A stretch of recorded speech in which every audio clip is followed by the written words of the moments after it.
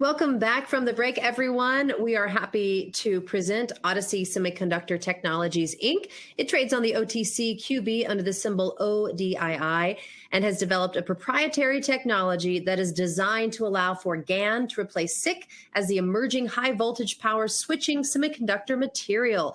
Based in Ithaca, New York, the company owns and operates a 10,000 square foot semiconductor wafer manufacturing facility, complete with a mix of Class 1000 and Class 10,000 clean space, as well as tools for advanced semiconductor development and production. Odyssey Semiconductor also offers a world-class semiconductor device development and foundry service. Happy to bring back the CEO, Mark Davidson. Nice to see you again, Mark. You too. Thank you so much, Anna, and thanks for the wonderful introduction. So I appreciate the opportunity to present Odyssey Semiconductor to the audience. Emerging growth provides such a great and easy and efficient way for us to give frequent and thorough updates to our current and future investments. Let me start with just a little bit deeper introduction into Odyssey Semiconductor. So as Anna said, we are going after the power semiconductor market. What we're doing is we're disrupting a multi-billion-dollar, fast-growing segment of the power semiconductor market. We're doing that by bringing brand new technology called gallium nitride, used in a vertical conduction device versus what's in the market today, which is lateral. I can dive into that in a lot of detail for anybody who's interested. But what we're doing by bringing vertical GaN is offering an order of magnitude improvement over the current state of the art. That's significant, and as you'll hear through this session today, the customers are very, very excited to get their hands on it. Matter of fact, the update I want to give today is tell you what we're doing with regards to early customer traction. So I'll start by breaking down our focus markets. There's really three primary markets we're focused on: electric vehicles, industrial motors, and renewable energy. So for the electric vehicle, very succinctly, we extend the range of an electric vehicle. We do that by converting power or converting energy much more efficiently in a smaller and lighter overall power system. Industrial motors, same thing. It's about efficiency.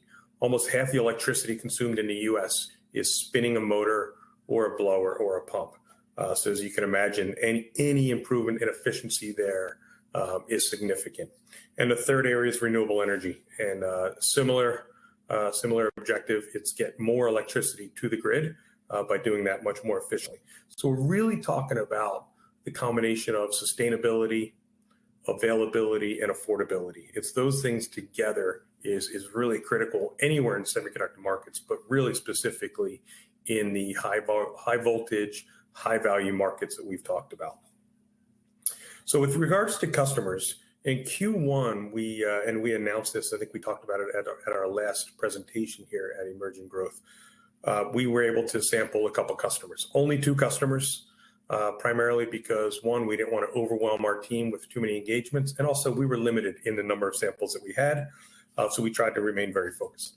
Right now, we are in fab with a improved version of those products, because in technology, nothing's ever perfect, so we keep making it better, better, better.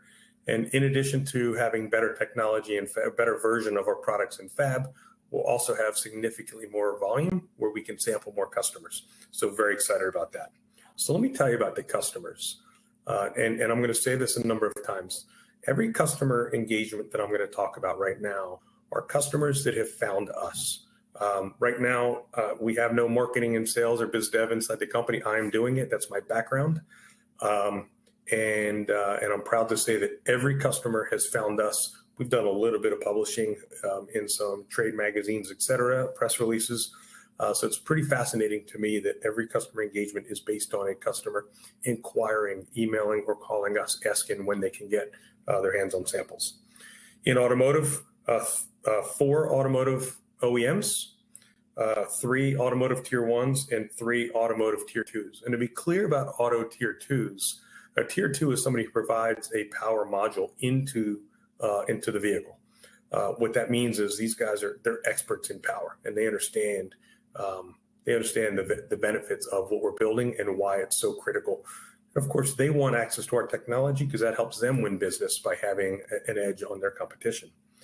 We also have a couple of customers, two customers that are focused on renewable energy, primarily around solar, and then two customers that are in the industrial motor. So we see renewable energy and industrial motors as great opportunities. We'll get to production a little faster there, but there is significantly large opportunity in electric vehicle. Time to revenue is a little bit longer, so it's really the combination of those three allow us to get to revenue and build significant revenue, all at very, very healthy gross margins, because we're operating in a space where very few people can compete. High voltage power, it's very difficult, it's high value, and it's a place to generate some really good gross margins. As I mentioned, all those customers are inbound. And I've been in power semiconductors for well over 20 years, part of some very explosive, high growth power businesses. I've never seen customers so aggressive coming after us, trying to get their hands on our technology, which is exciting. So our objectives for Q2, very, very clearly, is take those customer engagements, get those samples into the customer's hands, and secure 2 product development agreements.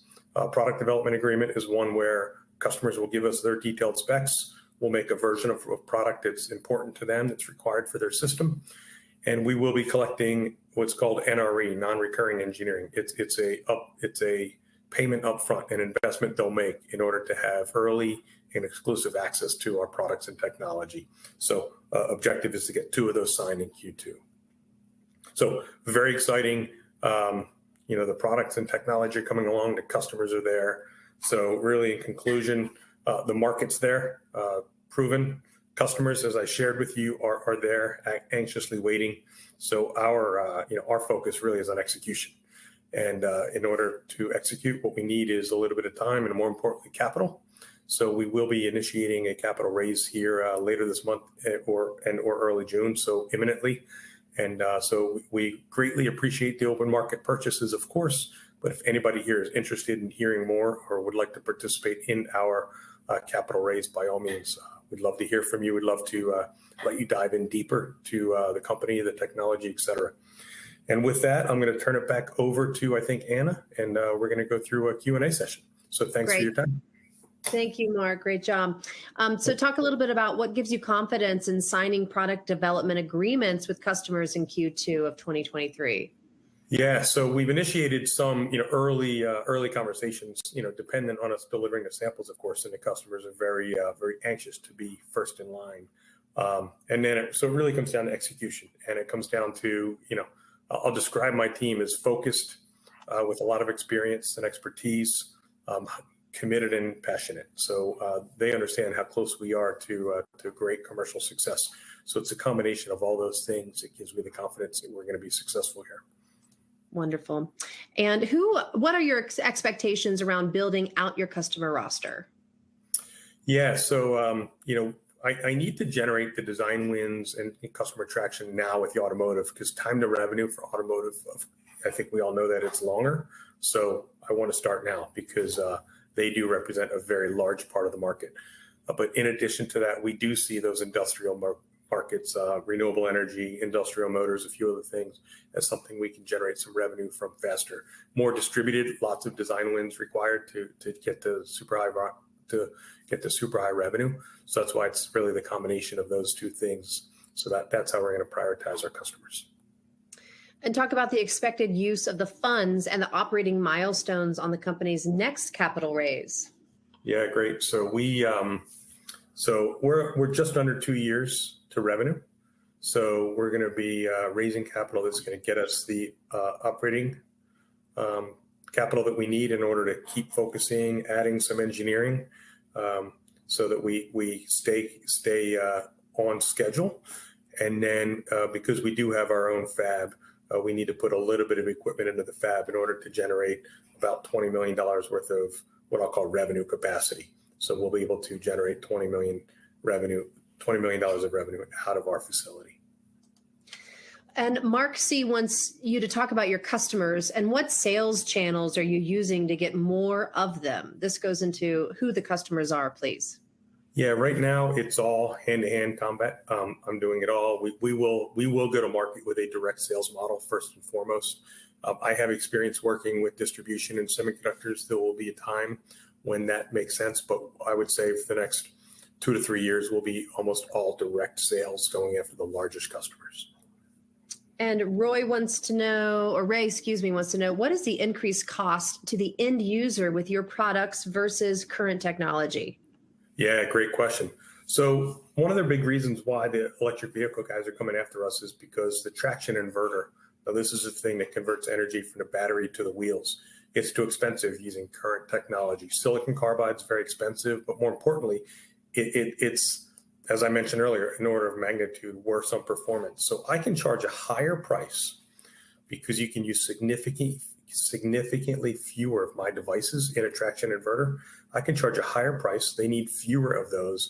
So they'll get a system cost savings while I'm generating some very nice revenue from some very high prices. So we're looking to provide a solution cost savings to them without us having to lower our prices. And Lynette Doyle wants to know, are there any grants you get for R&D? Yeah, so we do have some local grants. The company was founded off of an ARPA-E grant, so we're pretty active in that space. The Chips and Sciences Act has fallen very, very short on what a company like ours needs. I can't afford to bring 85 cents to the dollar for a grant that the CHIPS Act is giving us, but they do have some debt vehicles that we're pursuing. So we're active there looking for efficient ways to get some non-dilutive funding. Perfect. And last question, from John Klein, when you say exclusive, are you working with a distributor who has exclusive access to the sale of your products, or are you talking about no two end users can have the same product? Yeah, so we're not distribution at all. So this is all direct. When we talk about exclusivity is if a customer pays us an NRE and they give us something, specs that are really, really custom, then it's theirs forever. If it's something that could be used as a customer defined but general market product, then the exclusivity will be time-based. Maybe they'll get 6 to 12 months head start, but then we'll have the ability to put that part into the general market. Wonderful. Well, thank you, Mark, for this quick update. Yeah, thanks so much. Take care, everybody. Thanks for your time. Okay, everyone, we'll be right back.